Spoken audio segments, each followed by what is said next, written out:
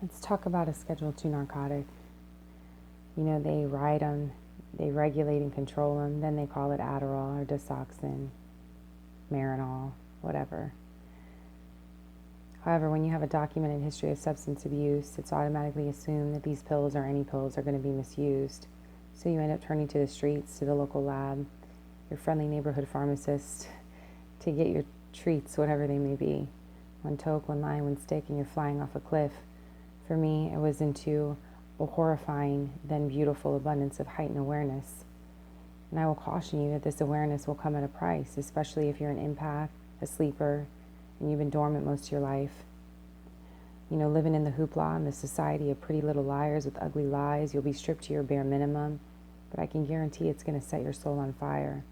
I do believe that this was a spark that lit the flame, my eternal flame, because all this time I felt like trash. Here I was on illegal substance, but yet I was getting close to Jesus again. I was praying again. They don't talk about that shit when you're boxed in by religion. I needed some kind of catalyst. I mean, I felt like I was crawling out from being buried alive in wet cement. Throw in meeting my twin flame, which caused this huge cataclysmic awakening event. And they don't talk about that when you're boxed in by religion. You know, completely isolated. I had nowhere to run, no one to talk to. And that's when I was saved by Melodies and people on Smule.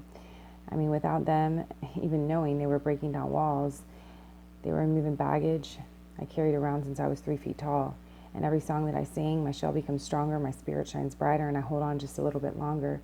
And you know what's sad is that the people that I've known all my life continuously judge, call me crazy, belittle me. But you know what? God has a plan. So I'm going to be who He intended me to be. So don't knock my path because it isn't yours. Don't toss me overboard because I don't navigate my vessel to the coordinates of your course. I had to go through your trenches already. I had to jump over and crawl under a whole lot of fences. And it oftentimes led me to places where I had to embrace myself and loneliness. So let me stress that I'm not a product or a sum of my addiction, nor the arguments you thought you won. Your perception is yours, yet reality it isn't. In your eyes, I'll always be an addict or whatever label you want to put on me. But your ignorance is the ism.